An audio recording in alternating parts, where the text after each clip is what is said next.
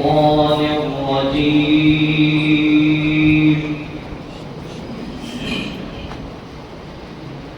بسم الله الرحمن الرحيم.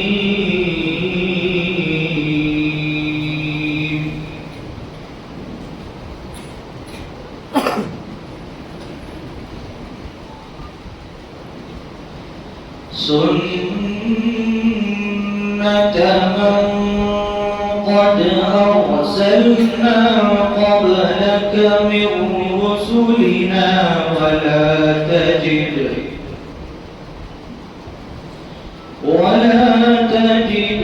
لسنتنا تحويلا. أقم الصلاة لدلوك الشمس إلى غسق الليل وقرآن الفجر إن قرآن الفجر كان مشهودا.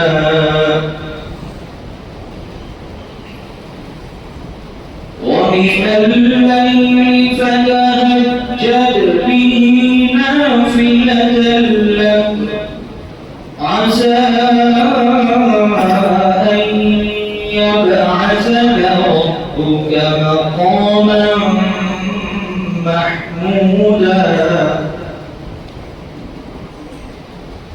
وقل رب أدخلني مدخل صدق وأخرجني مخرج صدق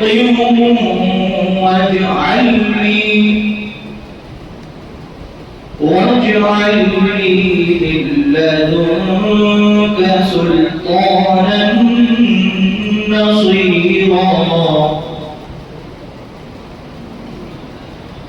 وقل جاء الحق وزهق الباطل إن الباطل كان زهوقا.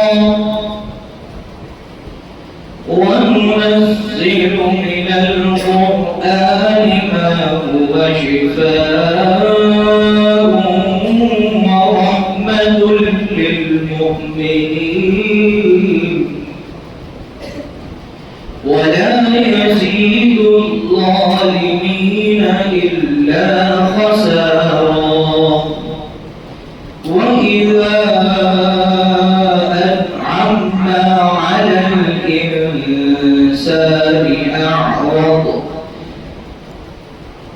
وإذا أنعمنا على الإنسان أعرض ونأى بجانبه وإذا مسه الشر كان يئوسا. قل كل يعمل على شاكلته فربكم أعلم بمن هو أهدى سبيلا. صدق الله العظيم.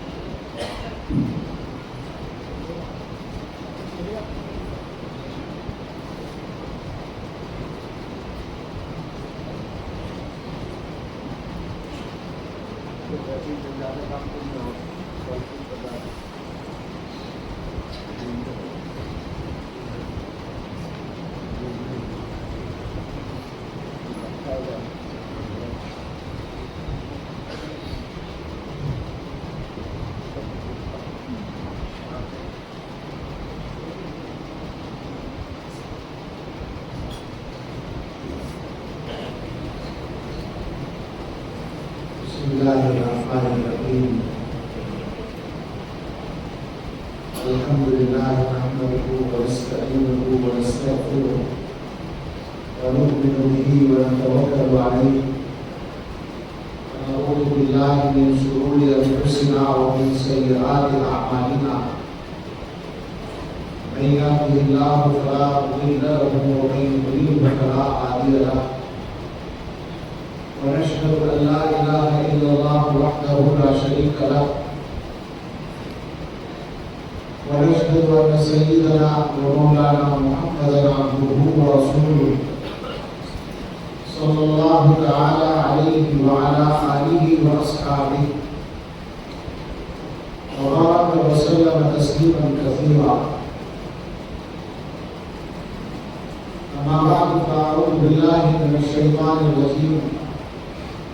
بسم الله الرحمن الرحيم. هو أعلم بكم إذ أنشأكم من الأرض وإذ أنتم أجنة في بطون أمهاتكم فلا تزكوا أنفسكم هو أعلم بمن اتقى. صدق الله العظيم. اللهم صل على سيدنا محمد وآله وصحبه وأزواجه وذرياته وآله وسلم. اللہ تعالیٰ کا شکر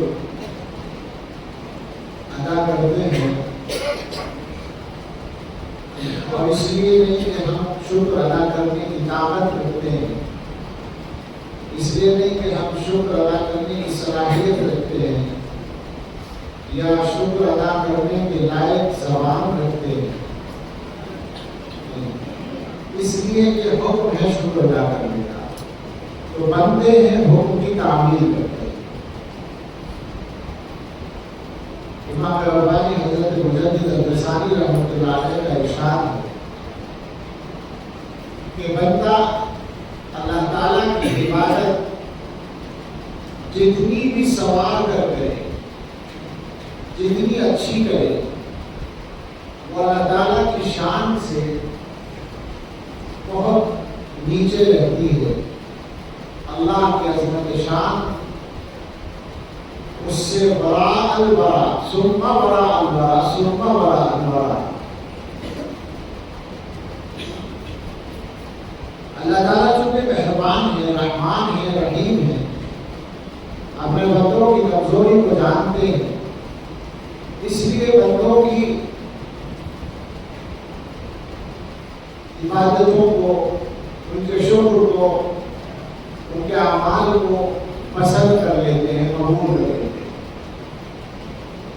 اس کی مثال ہمارے حضرت شیخ و مشائخ حضرت مولانا ذوالفقار احمد صاحب اشرفی دعوت برکاتہ یوں دیا کرتے ہیں کہ بچہ جب پہلے دن اسکول یا مدرسے جاتا ہے اور وہاں سے واپس آتا ہے تو ظاہر ہے کہ اس کا پہلا دن یا پہلے دن بہت سارے کچھ دنوں تک کچھ باقاعدہ سیکھنے کے دن نہیں ہوتے، لیکن بچے کی ذہن سازی کے لیے، اس کو یہ بتانے کے لیے کہ اب تم نے پڑھنا شروع کر دیا ہے، تو استاد صاحب اس کو کچھ کاپی پر قلم چلانے کی بات کہتے ہیں۔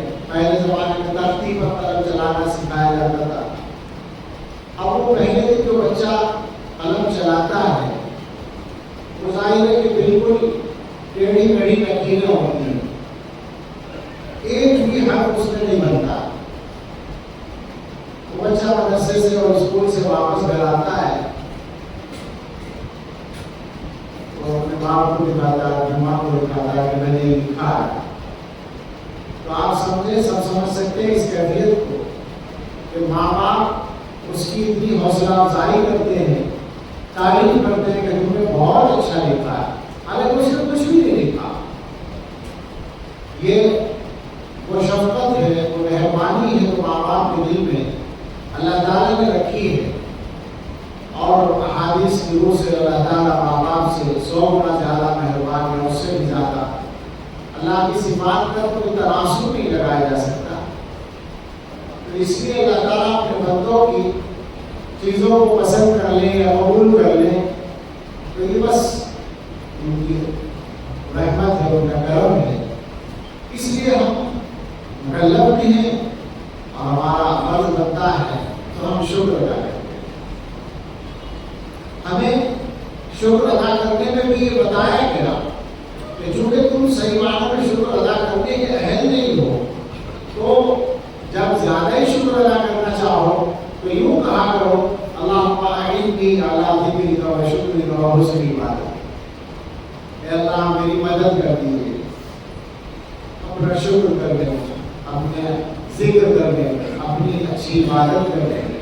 یعنی گویا شکر ادا کرو تو یہ ان الفاظ سے کرو کہ اللہ آپ مدد کرتے ہیں، ہم شکر کرنا چاہتے ہیں.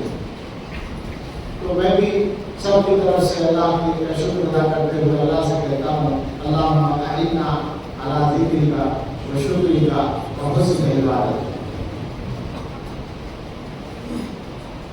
یہ جو حاضری ہے اس وقت کی اور یہ جو نظام بنا ہے مجلس کا، اس کے بارے میں 2-3 باتیں کرنا ضروری معلوم ہوتا ہے. سب سے پہلی بات جو سب سے زیادہ ضروری ہے وہ نیت کا مسئلہ ہے. اور نیت پر ویسے تو مستقل گفتگو انشاءاللہ کریں گے، لیکن اصل میں تو اپنی نیت کو بتانا ہے. ہمارے بچے ہمارے احباب ہو سکتا ہے یہ سوچتے ہوں کہ ہم اس خیال سے آئے ہیں کہ ہمارے ذریعے یہاں کے لوگوں کی اصلاح ہو. تو آپ کی نیت تو آپ جانے، مگر یہ گناہگار اپنی نیت جانتا ہے اور اپنی نیت کا اظہار کرنا چاہتا ہے. اور وہ یہ ہے کہ کئی سال ہو گئے حضرت کے حکم کی تعمیل میں یہ سلسلہ جاری ہے مجلسوں کا، اور پہلے ہی سے یہ نیت کر رکھی ہے مستقل، اور ہر مجلس میں تازہ نیت کرتے ہیں کہ شاید اس جگہ کے لوگوں کے ساتھ بیٹھ کر، ان کے ساتھ مل کر، ان کے ساتھ باتیں کر کے ہمیں سچی توبہ نصیب ہو جائے. تو ہم اپنی اصلاح کی نیت سے آئے. اللہ تعالیٰ ہم سبھی کو ایسا بنا دے جیسے اللہ تعالیٰ چاہتے ہیں. ہمیں اللہ اپنے اچھے بندوں میں شامل کرنا. حقیق الامت اصلاح یا تصور کی بات ہو، حقیق الامت یاد نہ آئے تو ہو نہیں سکتا. حضرت کے یہاں حضرت خانوی رحمۃ اللہ علیہ کے یہاں کوئی صاحب آئے، شاید وہ طالب علم تھے. حضرت نے پوچھا کیوں آئے ہیں؟ یہ تو حضرت کے یہاں دستور تھا کہ بتانا پڑتا تھا کون ہے اور کیوں آئے ہیں اور کیا نظام ہے. یہ 3 سوالوں کا جواب ضروری ہوتا تھا خود ہی سے دینا. بلکہ اس میں بھی یہ لکھا ہے کہ ایک زمانے تک یہ معمول تھا کہ خود بتانا ضروری تھا، پہلے سے سیکھتے تھے لوگ. لیکن بعد میں شاہ عبد الغنی بلبلی رحمۃ اللہ علیہ کے ملفوظات میں نے دیکھا کہ کسی نے حضرت کی خدمت میں یہ عرض کیا کہ ایک حدیث کا یہ مضمون ہے کہ جو آدمی باہر سے آتا ہے تو اس کے اوپر ایک دہشت سی ہوتی ہے، تو اس کا استقبال کرو مرحبا سے. تو حضرت نے اس کے بعد سے یہ لازم کرنا چھوڑ دیا، خود بتا دیں ٹھیک، نہ بتائیں تو پوچھ لیا کرتے تاکہ آنے والا ڈرے. تو ان صاحب سے پوچھا کیوں آئے ہیں؟ تو انہوں نے کہا کہ اصلاح کے لیے آیا ہوں. حضرت نے فرمایا جملہ پورا بولا کرو، محذوفات نہ رکھا کرو. میری اصلاح کے لیے آیا ہوں یا اپنی اصلاح کے لیے؟ اس پر یاد آیا، میں نے بتایا کہ اپنی اصلاح کے لیے آیا ہوں. تو آدمی یہ بتایا کہ کس کی اصلاح کے لیے آیا. حضرت نے یہ بھی سکھا دیا کہ وہ اپنی اصلاح کے لیے آئے ہیں، تمہاری اصلاح کے لیے نہیں آئے. یہ جو نظام ہوگا صبح تک کا رہے گا، اور اس میں ہمارا معمول یہ ہے کہ ایک مجلس تو مغرب کے بعد ہو جاتی ہے، ایک عشاء کے بعد.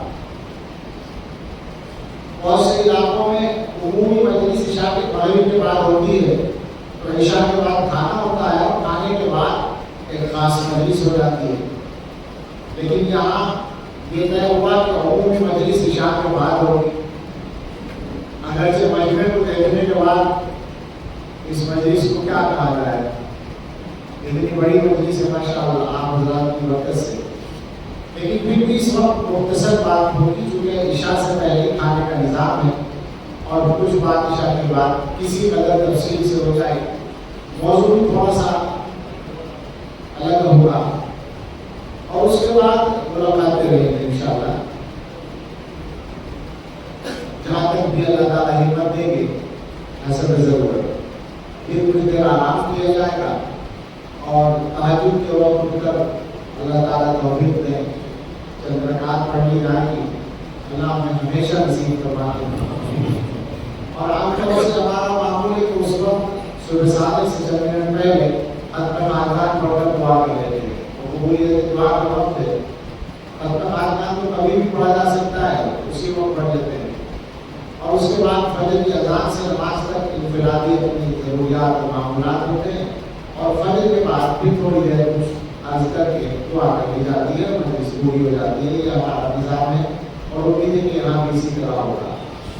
البتہ یہ ہے کہ یہاں آج کی مجلس میں ہمارے ساتھ یہ بڑی خیر ہے کہ ہماری سرپرستی کے لیے ہمارے بزرگ، ایک بھی بہت سارے بزرگ ہیں اور خاص طور سے ان کے بھی اور ہمارے بھی بزرگ حضرت مولانا اشفاق الرحمان صاحب مفتاحی دعوت برکاتہ تشریف فرما ہے. انہوں نے کرم فرمایا ہے، زحمت فرمائی ہے ناسازی تباہ کے باوجود، اور ان کے ساتھ جو ہمارا محبت کا تعلق ہے ابھی میں ذکر کر رہا تھا چند سال پہلے اندور میں پہلی ملاقات ہوئی تھی اور مجھے شعر میں بھی یاد آ نہیں رہا اس وقت کوئی، وہ جو ہوتے ہیں محبت والے اشعار آنا چاہیے کوئی اس جگہ لیکن یاد نہیں آ رہا. تو میں نثر ہی میں یہ کہتا ہوں کہ دونوں نے ایک دوسرے کو دیکھا پہلی بار، تاروں بھی دیکھا، پہلی ملاقات ہوئی ناشتے پر اور اسی وقت سے انسیت اور ایک مناسبت اور ایک محبت کا بیج دلوں میں پڑ گیا اور ملاقاتیں بڑھتے بڑھتے وہ بڑھتا چلا گیا. اور میں یہ سمجھتا ہوں کہ حضرت مولانا پورے علاقے کے لیے، پورے صوبے اور اطراف کے لیے اللہ تعالیٰ کی بہت بڑی نعمت ہے اور مقصد کوئی کسی کے سامنے تعلیم کرنا نہیں ہے بلکہ حالات ایسے ہیں کہ لوگوں کو ان کی ضرورت پوری ہونے کی صحیح جگہ کی طرف متوجہ کرنا ضروری ہو گیا ہے. یہ بھوپال ہے، میں بھوپال میں بیٹھا ہوں اور الحمدللہ بھوپال ہمیشہ سے علماء اور اولیاء کا مسکن ہے اور آج بھی ہے. اللہ کا شکر ہے. یہ جتنے بھی علماء یہاں اس وقت بھی موجود ہیں، بہت سے حضرات اور بعض نہیں بھی ہوں گے لیکن شہر میں موجود ہیں، اطراف میں موجود ہیں.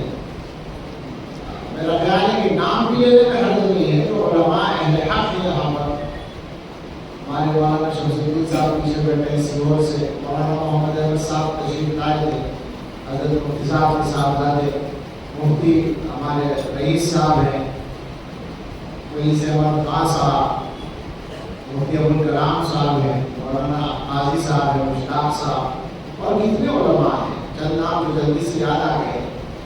جو بھی علماء حق ہیں تمام اپنے احباب سے، اطراف کے بہت سے علماء یہاں موجود ہیں. مزید مقصد کوئی فہرست شمار کرنا نہیں ہے بلکہ جو مضمون میرے ذہن میں آیا مولانا کی مناسبت سے اسی پر پورا کر رہا ہوں جملے کو کہ آج کل یہ بھی ایک بڑا اہم معاملہ ہے اور بڑا مسئلہ ہے کہ آپ رہنمائی کہاں سے حاصل کریں. تو یہ تعلیم ہونا ضروری ہے اور پہچان ہونا ضروری ہے کیونکہ اللہ تعالیٰ کی طرف سے بندوں کے لیے جس طرح رزق کا انتظام ہے، رزق سے مراد کھانے پینے کا یعنی جسمانی روزی کا، اس سے زیادہ مضبوط طریقے پر روح کی روزی کا انتظام موجود ہے، مقرر ہے، جاری ہے. اور اس کی وجہ ظاہر ہے کہ انسان دو چیزوں کا مجموعہ ہے، ایک روح روح بھی اللہ نے پیدا کی ہے، جسم بھی اللہ نے پیدا کیا ہے، تو دونوں کی غذا بھی تو اللہ تعالیٰ عطا فرمائے گا۔ اللہ کا انتظام ہے کہ جسم اللہ نے مٹی سے بنایا ہے، لہذا جسم کی تمام غذائیں زمین سے ملتی ہیں۔ اس کو پھیلانے کی ضرورت نہیں، مجھے چونکہ کئی باتیں عرض کرنی ہے، سب سمجھ رہے اس مضمون کو، مگر میں اشارہ کر دوں کہ آپ اس مضمون کو یہاں تک سمجھیں کہ جسم کو اگر پانی چاہیے وہ آتا اوپر سے ہے مگر ہمیں نیچے سے ملتا ہے، زمین سے ملتا ہے۔ یہ اللہ تعالیٰ کا نظام ہے۔ روح اللہ تعالیٰ نے اپنے اوپر والے حصے سے عالم بالا سے بھیجی، تو اس کی غذا کا انتظام وہیں سے ہے، اور وہ ہے وحی، وہ ہے وحی الہی جو حضرات انبیاء علیہ السلام پر نازل ہوا کرتی تھی، اور اس کے بعد اس کا سلسلہ مکمل ہو گیا، اور مکمل ہو کر اس کو پورا کر کے ختم کر دیا گیا حضرت محمد رسول اللہ صلی اللہ علیہ وسلم پر۔ ان کو آخری نبی اور آخری رسول بنا دیا گیا، اور ان پر آنے والی مکمل وحی کو محفوظ کر دیا گیا قیامت تک کے لیے، اور اس کی ذمہ داری علماء کو دے دی گئی۔ علماء کو ڈیوٹی بتا دی گئی۔ قرآن کریم میں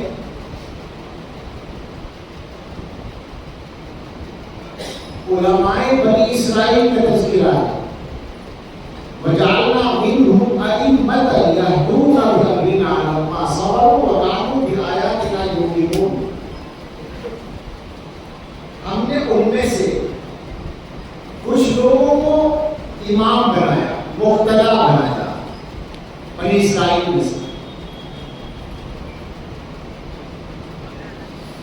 ان کا کام تھا کہ وہ ہمارے حکم کے مطابق رہنمائی کرتے تھے، یا ہونا ہدایت، رہنمائی یہ بھی فارسی کا لفظ ہے، راستہ دکھاتے تھے، صحیح راستہ بتاتے تھے، اور علماء کو سمجھانے کے لیے ان کا جو اصل وصف ہے وہ بتایا گیا۔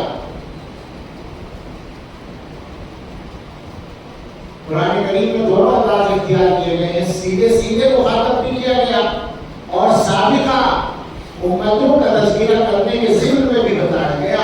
اور یہ اصول علماء جانتے ہیں کہ جہاں کوئی چیز سابق امتوں کی بیان ہو اور اس کو اسی طرح بیان کیا جائے، اس پر کوئی رد نہ ہو، وہ ہمارے لیے بھی ہوتی ہے۔ تو فرمایا کہ یَهْدُونَ بِأَمْرِنَا لَمَّا صَبَرُوا وَكَانُوا بِآيَاتِنَا يُوقِنُونَ۔ وہ ہمارے حکم سے رہنمائی کرتے تھے جب انہوں نے صبر کیا، اور وہ ہماری آیتوں پر یقین رکھتے تھے، ہماری نشانیوں پر یقین رکھتے تھے، ہماری آیتوں پر یقین رکھتے تھے۔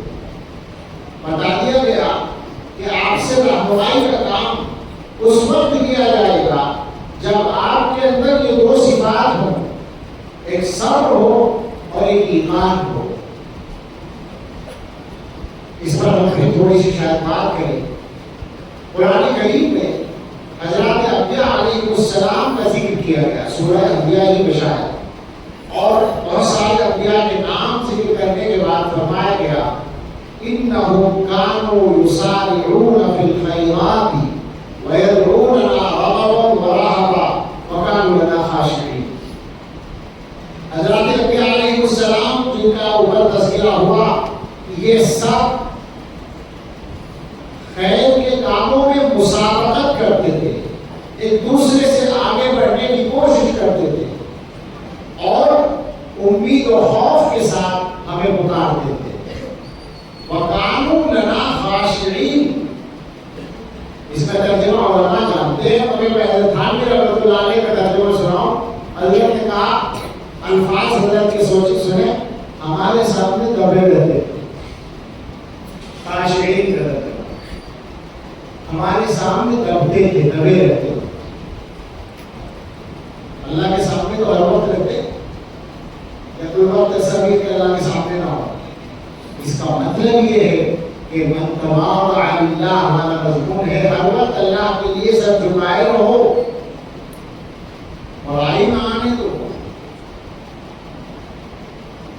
میں کچھ باتیں کرنا چاہتا ہوں، مگر بات یہ ہے کہ اگر تنہا علماء کا مجمع ہوتا تو میں اردو میں بات کرتا، اب میں فارسی میں کروں گا، یعنی جو کہنا ہے وہ کہوں گا لیکن اسی طرح کہوں گا۔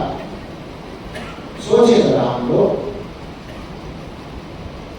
ایک صفت کا ذکر ہوا لمبا صبر، ایک صفت کا ذکر ہوا ایمان، ایک صفت آئی مسارعت فی الخیرات، ایک صفت آئی یدعوننا رغبا ورہبا، ایک صفت آئی کانوا لنا خاشعین، ایک اور جگہ ہے ولکن کونوا ربانیین، یہ بھی علماء کے لیے بما کنتم تعلمون الکتاب، تعلیم کتاب کا کام تم کرتے ہو تو ربانی بنو،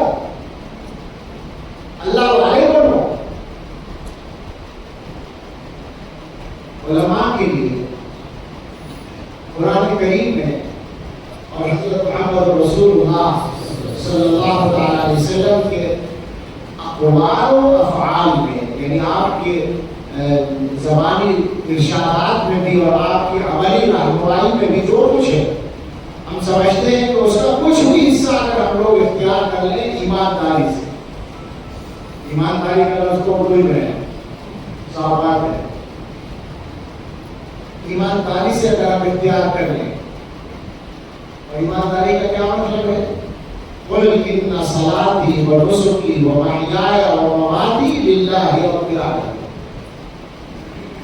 کہہ دو کہ میری نماز اور میری قربانی اور میرا جینا اور میرا مرنا سب اللہ رب العالمین کے لیے۔ یہ کہنے کی ہمت پیدا کریں اور یہ کہنے کا دل کے اندر جذبہ پیدا کریں، اور پھر اللہ کی قدرت اور اللہ کی رحمت کے مناظر دیکھیں۔ اس امت کی تاریخ میں اگر جائیں گے، مجھے بالکل موقع نہیں کہ واقعات سناؤں، لیکن جس طریقے سے اللہ تعالیٰ علماء سے کام لیتے ہیں، ان واقعات کی طرف اشارہ کرنے میں حرج نہیں۔ حضرات صحابہ کی بات ہی الگ ہے، حضرات صحابہ کے واقعات کی طرف آپ ذرا سا ذہن لے جائیں تو ایک ایک صحابی نے ایک ایک خطے کو کفر سے اسلام میں منتقل کیا، ایمان تقسیم کر دیا پورے علاقے۔ یہ صفت اپنے اپنی ظرف کے اور توفیق کے مطابق اللہ تعالیٰ نے علماء امت کو عطا فرمائی۔ ائمہ مجتہدین، فقہاء و محدثین، اولیاء و مشائخ، اوپر سے لے کر نیچے تک آپ ان کی تاریخ پڑھتے چلے جائیں، یہ کردار بھی ہے۔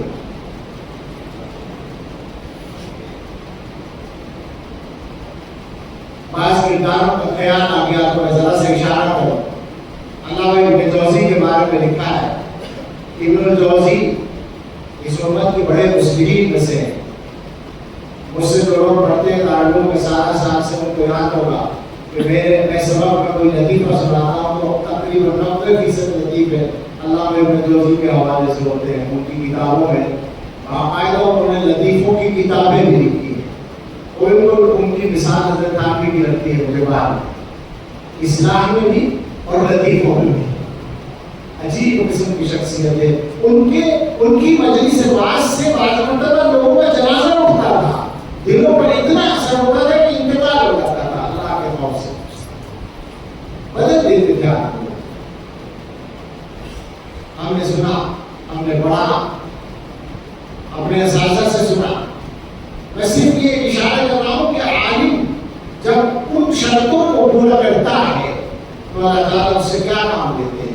حضرت مدنی، شیخ الاسلام حضرت مدنی رحمۃ اللہ علیہ کے بارے میں ہم نے اپنے اساتذہ سے یہ سنا، میرے والد بھی ان کے شاگرد تھے، اوروں سے بھی سنا کہ جہاں گئے ہدایت اور سنت کی ہوا چل رہی، اور جہاں جہاں ان کے قدم پہنچے ہیں اس وقت یا اس کے بعد وہاں مدرسے ضرور قائم ہوں۔ یہ تک ہوا ہے کہ ایک جگہ تھی کوئی جس آبادی کے 2 حصے تھے، بیچ میں سڑک تھی، ایک ادھر کا حصہ ایک ادھر کا حصہ۔ حضرت اترے حصے میں جا کر تو ادھر والوں نے حضرت کا اکرام کیا اور دوسری طرف والوں نے اعراض کیا، تو آج تک یہی فرق ہے کہ ادھر سنت ہے ادھر بدعت۔ اچھا حضرت مدنی رحمۃ اللہ علیہ کا نام تو بہت بڑا نام ہے، حضرت مدنی ہو، حضرت تھانوی ہو، حضرت شیخ الہند ہو اور حضرات ہوں، ان کے ذریعے تو میں سمجھتا ہوں کہ یوں بھی کہا جا سکتا ہے کہ ان کے زمانے میں بھی اور ان کے بعد بھی امتوں کی اصلاح ہوتی رہے، لیکن آسانی کے لیے، ورنہ آپ بھی سوچے گا صاحب ہم تو بہت چھوٹے حضرت مدنی کی بات کر رہے ہیں، آسانی کے لیے میں عرض کروں کہ ہمارے علماء کا یہی کردار رہا۔ ہمارے دارالعلوم کے مبلغ تھے حضرت مولانا سید ارشاد احمد صاحب رحمۃ اللہ علیہ۔ کئی صوبے ایسے ہیں جہاں بدعات کی صفائی اور مسئلہ کے حق، مسئلہ کے دیوبند پر لوگوں کے آنے کا سبب وہی بنے،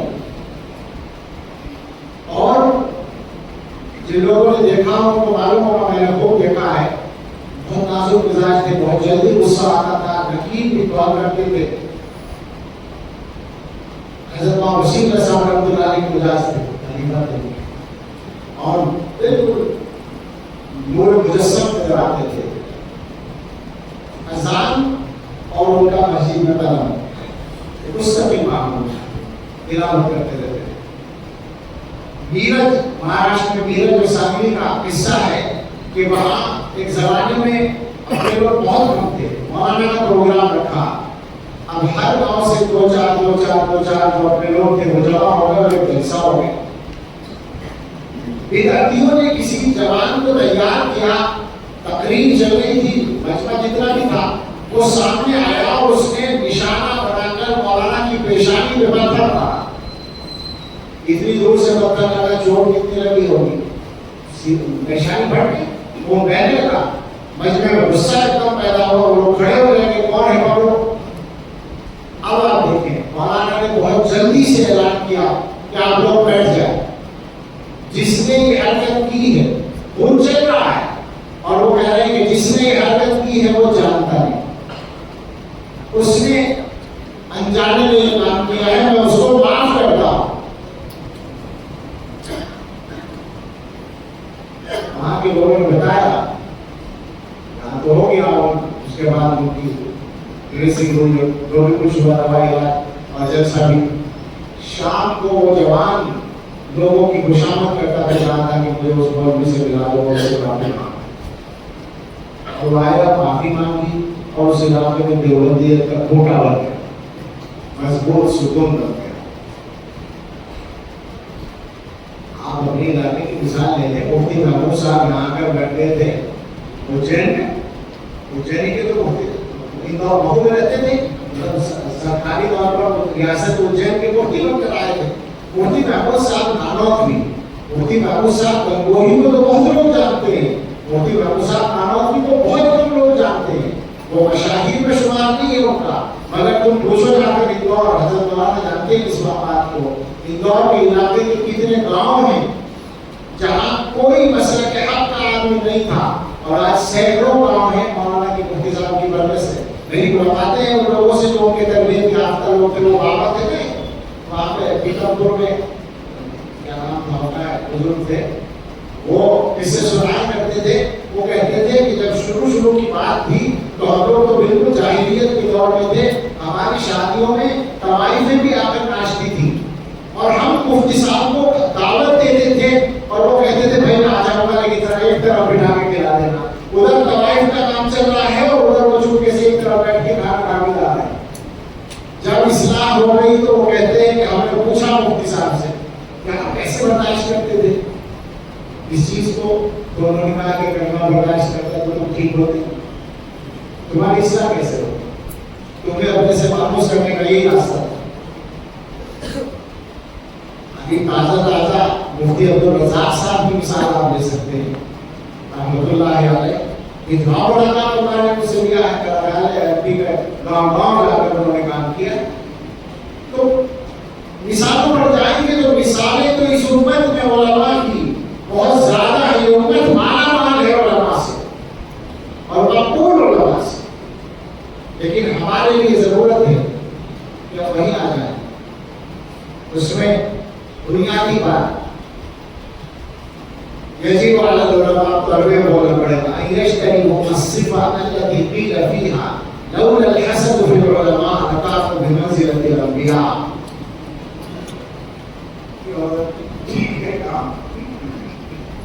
क्या करें आगे गुफ्ता आयत कर हदीस दी करा तो दर ज़माने दी जरा चलेगा। समझ रहे? मैं ये समझता हूँ, मैं तजर्बे की रोशनी में ये बात कहता हूँ। छोटा मोबाइल बहुत मामूली आदमी को, लेकिन जब मेरी ड्यूटी है तो मुझे बोलना है, मुझे कहना है कि मैं मुतअय्यन तौर पर वाक़िआत की निशानदही कर सकता हूँ जहाँ हमारी इस सिफत, इस खबीस सिफत की वजह से खैर के काम रोके। मदरसों में, मस्जिदों में, खानकाहों में, दीनी तंजीमों में, स्कूलों में, कॉलेजों में, यूनिवर्सिटियों में, फैक्ट्रियों में, कंपनियों में, मैं सच कहता हूं सब जगह इसकी मिसालें मिल जाएंगी। भाई अपना काम करो, दूसरे के पीछे को बढ़ते हो। अगर काम अल्लाह के लिए करना है तब तो यही है, और अगर अल्लाह के लिए नहीं करना तो फिर जिसकी जो मर्जी चाहे करे, फिर उससे कोई फर्क भी नहीं पड़ता और कोई फर्क नहीं पड़ता, फिर उससे कुछ होता भी नहीं। पक्की बात हमारे सामने जो नमूने आप जरा गौर करें। रसूलुल्लाह सल्लल्लाहु अलैहि वसल्लम की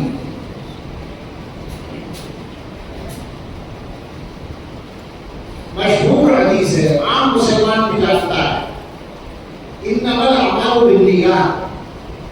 तर्जुमा भी सबको पता है, अमल का दारोमदार नियतों पर है।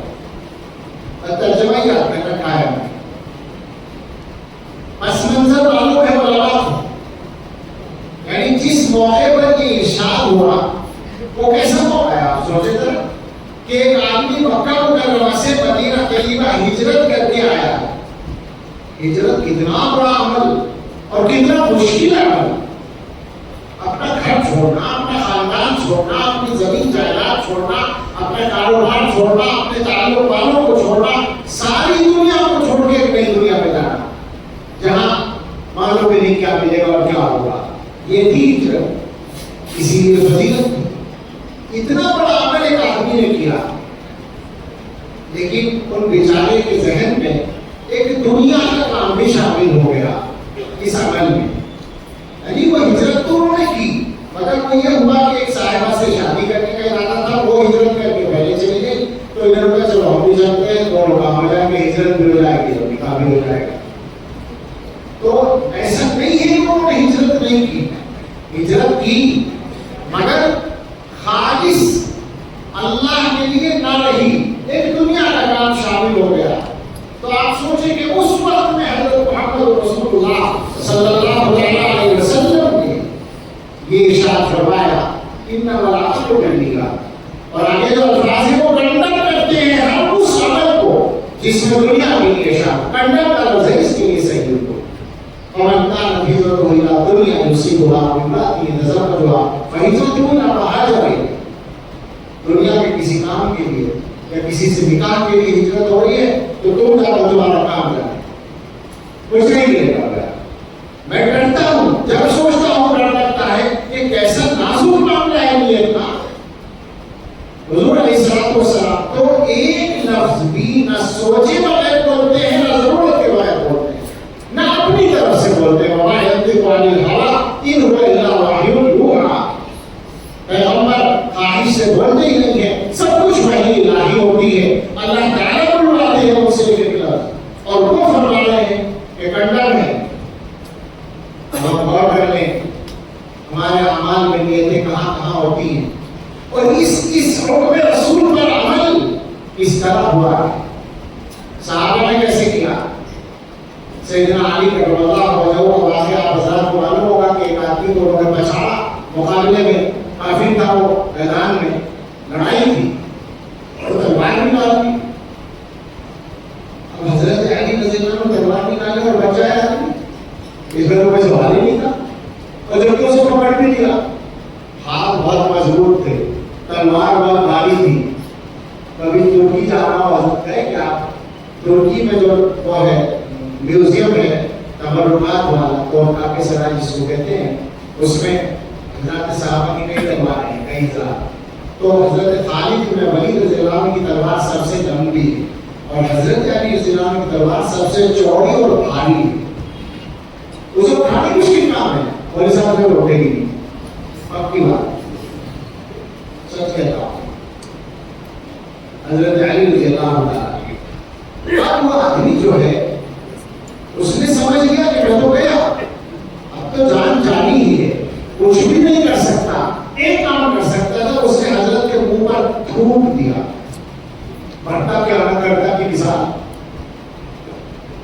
اب آپ کا کیا خیال ہے کہ وہ آدمی کافر ہے اور مقابلے میں دب چکا ہے اور مارنے کا ارادہ ہے اور اس نے تھوک بھی دیا، تو اب اور جلدی مارا جائے گا. اس کو قاعدے کی بات تو یہ لگتی ہے مگر یہ دنیا کا قاعدہ ہے جن کی تربیت حضرت محمد رسول اللہ صلی اللہ علیہ وسلم کی باتوں میں ان کا قاعدہ الگ ہے.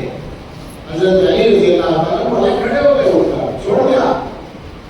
اور یقینی بات ہے کہ تھوڑی دیر تو اس کو یقین بھی نہ آیا ہوگا کہ میری جان بچ گئی. اب اسے تعجب ہوا، اس نے دیکھا حضرت کی طرف اٹھ کے بیٹھا. ظاہر اس نے دیکھا اس کا سوال ہوگا، زبان سے کیا نہیں کیا معلوم نہیں، لیکن سوال یا نشان پر کیا ہوگا کہ بھائی کیا ہے، کیا ارادہ ہے، چھوڑ دیا کیا، میری جان بچ گئی کیا. بھائی ایسے ہی جیسے شیر کے سامنے کوئی آ جائے اور شیر چھوڑ کے چلا جائے، ایسے واقعات ہوتے کبھی کبھی. تو حضرت نے فرمایا کہ جاؤ اٹھ جاؤ، اب میں تمہیں نہیں مانوں، میں تو تمہیں اس کتاب میں جا رہا تھا اللہ کے لیے، میری کوئی ذاتی لڑائی تم سے نہیں تھی، مگر جب تم نے میرے منہ پر تھوک دیا تو مجھے غصہ آ گیا. اب اس میں میری نفسانیت شامل ہو گئی، اب میں یہ عمل کرتا تو خالص اللہ کے لیے نہ. آپ سوچیں کتنا نازک موقع ہے اور وہاں نیت کا اتنا خیال ہے. اچھا چلیے صحابہ تو صحابہ ہیں اور ان کے بھی حضرت علی سبحان اللہ. مولویوں بھی سن لیجیے، شیخ الہند مولوی بھی اتنا بڑا آتا ہے، شیخ الہند حضرت مولانا محمود حسن دیوبندی رحمۃ اللہ علیہ، حکیم الامت حضرت عبدالستانوی رحمۃ اللہ علیہ فرماتے ہیں وہ کانپور میں پڑھایا حضرت نے شروع میں 15-16 سال. مدرسے کا جلسہ ہوا، حضرت شیخ الہند کو دعوت دی گئی. حضرت شیخ الہند استاد ہے حضرت تانوی، استاد صاحب کو دعوت دی. وہ زمانہ ایسا ہے کہ دارالعلوم دیوبند کے قیام کو میرا خیال 20-25 سال گزرا ہو گئے. حضرت تانوی کی جب فراغت ہوئی تو 17 سال دارالعلوم کی عمر تھی. اس کے بعد انہوں نے وہاں 15 سال پڑھایا، تو اسی بیچ کی بات ہے 20-25 سال ہوئے ہو گئے. آپ حضرات علماء جانتے ہیں، مجھے جلدی کرنی چاہیے، مختصر کرتا ہوں. علماء جانتے ہیں کہ دارالعلوم دیوبند کے قیام سے پہلے ہندوستان میں علم کے 3 مرکز تھے. دلی حدیث اور عربی ادب کا مرکز تھا، لکھنؤ کا فرنگی محل فقہ کا مرکز تھا، اور خیر آباد لکھنؤ سے قریب وہ معقولات کا مرکز تھا. دارالعلوم دیوبند کی جو خصوصیت ہے اس میں جہاں ان حضرات کا اخلاص اور وہی اصل بنیاد ہے وہ شامل ہے. ظاہری اسباب کے اعتبار سے نصاب کی جامعیت تینوں مرکزوں کو جمع کر دیا. ان مدارس میں یہی ہوا، اسی لیے جامع علماء تیار ہوئے. لیکن ظاہر ہے کہ وہ علاقہ جو تھا کانپور کا، حیدرآباد وہاں سے قریب تھا، معقولی علماء باقی تھے، اور وہاں یہ سمجھا جاتا تھا کہ علماء دیوبند معقولات کے زیادہ ماہر نہیں ہوتے. حدیث و قرآن کے فقہ کے ماہر ہیں مگر معقولات کو ان کے یہاں وہ اہمیت حاصل نہیں ہے، لہٰذا معقولات کے اتنے ماہر نہیں ہیں. ایک معقولات کے امام بڑے پرانے مدرس تھے مولانا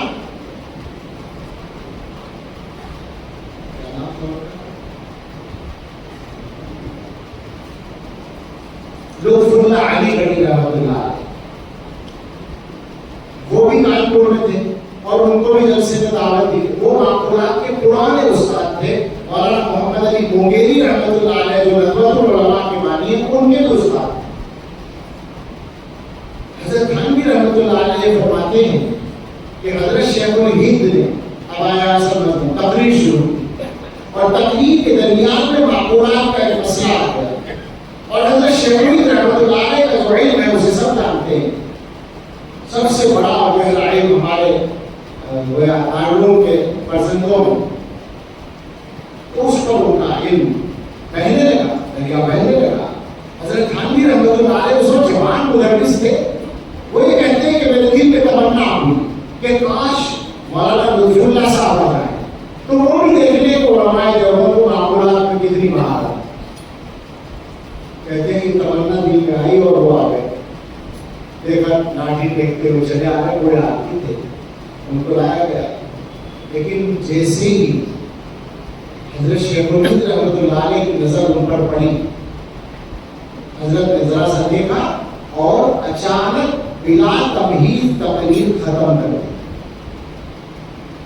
حضرت تھانوی رحمۃ اللہ علیہ کو بڑی مایوسی، لیکن ہم کیا کر سکتے؟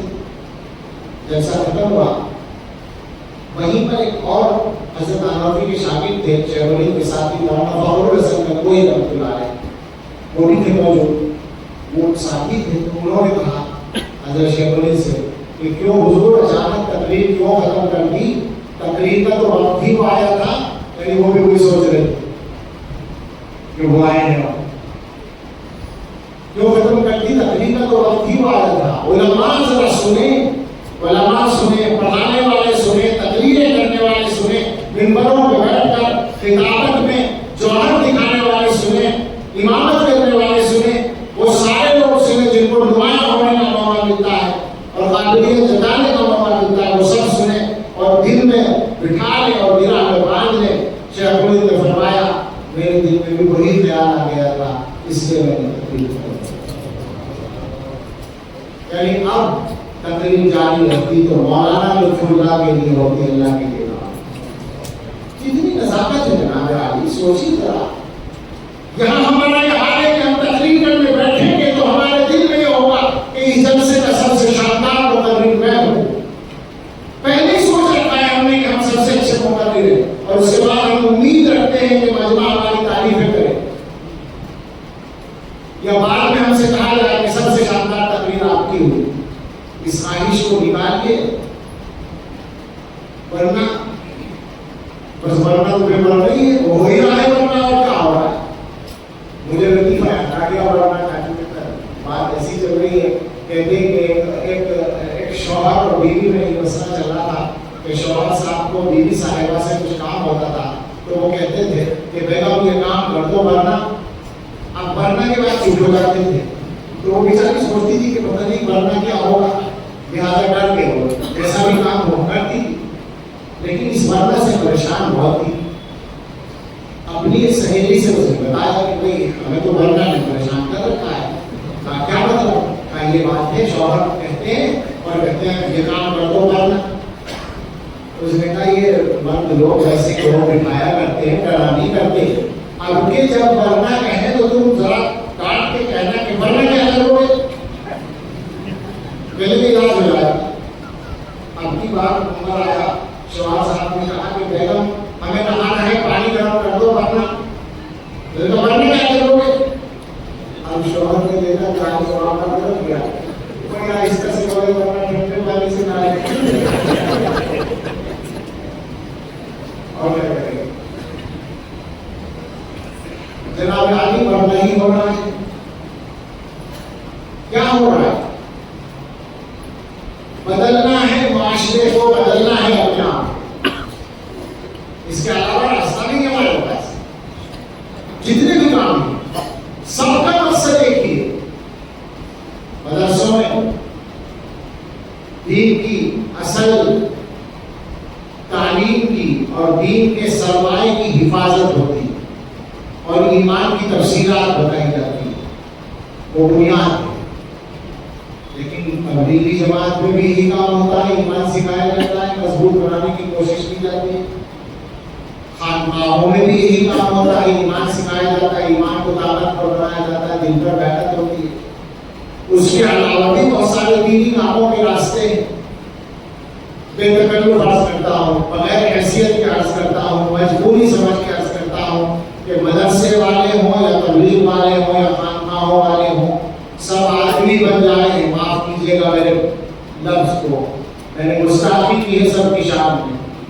सब आ जाएं सही रास्ते पर, नियत ठीक करें। वरना ये बात अच्छी तरह याद रखें कि अल्लाह का दीन ना मदरसे का मोहताज, ना तबलीग का, ना खानका का, ना किसी आलिम का, ना किसी पीर का, ना अमीर का, ना दाई का, ना मुबल्लिग का, ना किसी मुसन्निफ का, ना हाफिज का, ना कारी का, किसी का मोहताज नहीं। ठीक काम करेंगे अल्लाह ताला काम देंगे, गलती पर आ जाएंगे, बड़ों का रास्ता छोड़ देंगे, नियत खराब हो जाएगी, अल्लाह ताला काम लेना छोड़ देंगे, दूसरों से काम लेंगे। हज़रत सहाबा की तरफ फिर जाइए, तारीख देखें सहाबा की। बड़ा मुहर्रम के बाद लोग गुस्ताखियां करने लगे हैं हज़रत सहाबा की शान में, और उनके झगड़ों को बयान करने लगे हैं। उनके मुंह में लगाम हो, दुआ करते हैं, ये उनके लिए दुआ है। और हम आपसे कहते हैं कि सहाबा के झगड़ों को देखो, बेशक उनके यहाँ लड़ाइयाँ हुई हैं, जंगें हुई, मगर सहाबा की लड़ाइयों से दीन का कोई नुकसान नहीं हुआ। ये हजरत तारीख एक बड़ा नुकता है, पूरी तारीख की तफसील है। क्या ये मालूम नहीं है कि ऐन उस जमाने में जब सहाबा के दरमियान लड़ी जाने वाली सबसे बड़ी जंग चल रही थी, हजरत अली रज़ियल्लाहु ताला अन्हु और हजरत मुआविया रज़ियल्लाहु ताला अन्हु की जंग। ऐन उस जमाने में रोम के बादशाह ने, यानी दुनिया की बड़ी ताकतों में से एक ताकत ने हजरत मुआविया रज़ियल्लाहु अन्हु को पैगाम भेजा था कि हम तुम्हारे पास तुम्हारी मदद कर सकते हैं, हम तुम मुआहदा कर लें, अली के खिलाफ लड़े, और ऐसा करते हैं, दोनों मिलकर लड़ते हैं, अली का इलाका फतह कर लेंगे, आधा तकसीम कर लेंगे। दुनिया के लिए काम करने वालों के लिए इबरत है। हज़रत मुआविया रज़ियल्लाहु अन्हु का जो जवाब है, बाज़ किताबों में तो ये भी लिखा है कि शुरू यहाँ से हुआ था कि या कल्बर रूम, और रूम के मुद्दे ये अल्फाज ना भी हो तो जवाब ये था कि तुम्हारी हिम्मत कैसे हुई कि तुमने मुझे ये पेशकश कर दी। याद रखो, अगर तुमने अली के इलाकों की तरफ आंख उठाकर भी देखा तो अली के लश्कर में लड़ने वाला सबसे पहला सिपाही मुआविया होगा। सहाबा की बुराई करना आसान लगता है, और सहाबा की बातें करना भी आसान लगता है, मगर अमल करना आसान नहीं होता। लोग सहाबा की बातें भी करते हैं, बहुत सारे लोग सहाबा के वाक़यात भी सुनाते हैं और अपनी मर्जी से नतीजे भी निकालते हैं, ये सब भी हो रहा है।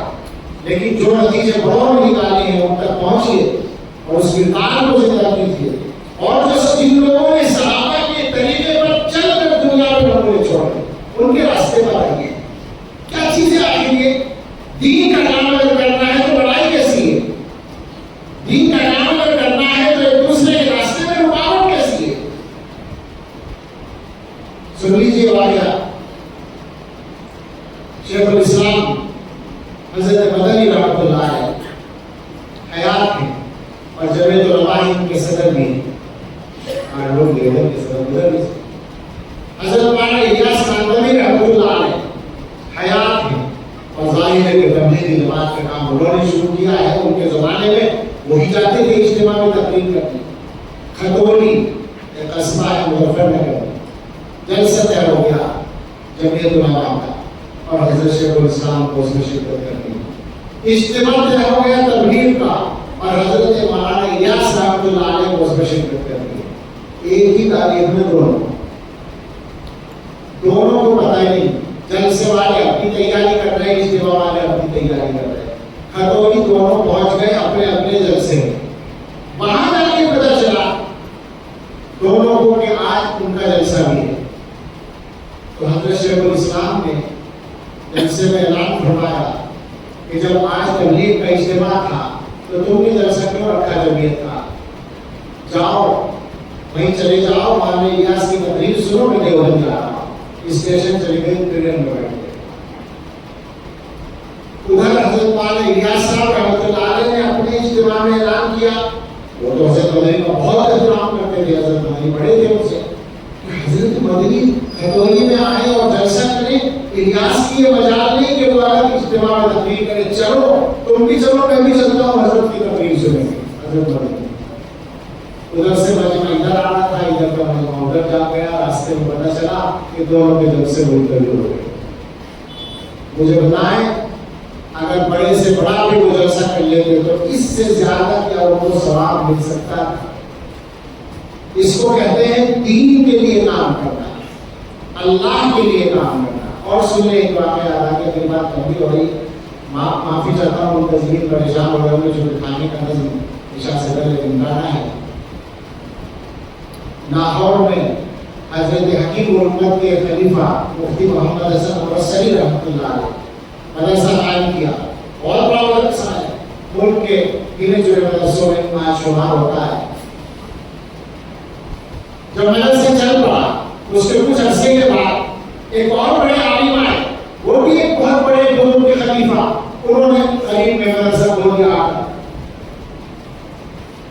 یہ بہت بڑا میٹر ہے. جناب آپ بدلنا پڑے گا, چلنے والا نہیں ہے کام. لوگوں نے آپ کی شکایت کی مفتی صاحب سے کہ دیکھیے حضرت انہوں نے کمال کر دیا, ہمارے لگی بھی مدرسہ کھول دیا. یہ کسی نے بولا کہ بڑا صاحب کہ اچھا انہوں نے مدرسہ کھولا ہے, یہ تو بہت اچھا ہوگا, الحمدللہ ہمارا کام آسان ہو گیا. اب تک ہمارے اوپر ذمہ داری تھی, اب تو مل کے کام کریں گے. آپ سن رہے ہیں بات کیا ہے؟ یہ سارے نمونے صحابہ کے زمانے کے نہیں, اس زمانے کے ہیں. آنا پڑے گا اسی راستے پر, اس کے لیے محنت کرنی پڑتی ہے. اس کی لیے ہمت پیدا کرنے کے لیے محنت کرنی پڑتی ہے. لما صبروا وقاموا بآياتنا يوقنون بها کیفیت پیدا کرنی پڑتی ہے. مجبوری ہے کہ میں بات ختم کرنا ضروری ہے. اسی مضمون کو یا اس سے متعلق جو بات ہوگی انشاءاللہ عشاء کے بعد عرض کریں گے. کوشش یہ کریں جو بھی حضرات زحمت کر کے آئے ہیں, بہت دور دور سے بھی آئے ہیں, علماء بھی آئے ہیں, سیمون سے آئے ہیں علماء, اندور سے, مقام سے علاقوں سے آئے ہیں, بھوپال سے آئے ہیں, دیگر حضرات بھی آئے ہیں. زحمت کی ہے تو کوشش کریں کہ صبح تک یہاں شریک رہیں. اللہ کرے میرے لیے آپ کے لیے نافع ہو اور اللہ کی بارگاہ میں قبول ہو. آمین. وآخر دعوانا ان الحمد للہ رب العالمین. بیٹھے یہ جلسہ نہیں ہے, یا تو بیٹھنے کی نہیں ہے, آرام سے, زحمت نہیں ہوگی زیادہ. بہت سے حضرات کھانے سے پہلے بیت کے بارے میں معلوم کر رہے تھے, تو میں نے کہا تھا کہ ہر بیان کے بعد بیت کریں گے, لیکن اس وقت تاخیر ہو گئی ہے, تو مناسب یہ ہے کہ ہم اس وقت اس کو موقوف کر دیں اور عشاء کے بعد والے بیان کے بعد ہی انشاءاللہ بیت کا کام کر لیں گے. اس وقت مختصر سی دعا کریں. سبحان ربی العلی الاعلی الوہاب, اللہم صلی علی سیدنا محمد وآلہ وصحبہ وبارک وسلم. ربنا آتنا فی الدنیا حسنۃ وفی الآخرۃ حسنۃ وقنا عذاب النار. ربنا لا تزغ قلوبنا بعد إذ هديتنا وهب لنا من لدنك رحمة إنك أنت الوهاب. ربنا هب لنا من أزواجنا وذرياتنا قرة أعين واجعلنا للمتقين إماما. يا أرحم الراحمين, يا أرحم الراحمين, يا أرحم الراحمين, يا حي يا قيوم برحمتك نستغيث. أصلح لنا شأننا كله ولا تكلنا إلى أنفسنا طرفة عين. اللهم إنا نسألك من فجاءة الخير ونعوذ بك من فجاءة الشر. ربنا تقبل منا إنك أنت السميع العليم وتب علينا إنك أنت التواب الرحيم. وصلى الله على سيدنا محمد وآله وأصحابه أجمعين برحمتك يا أرحم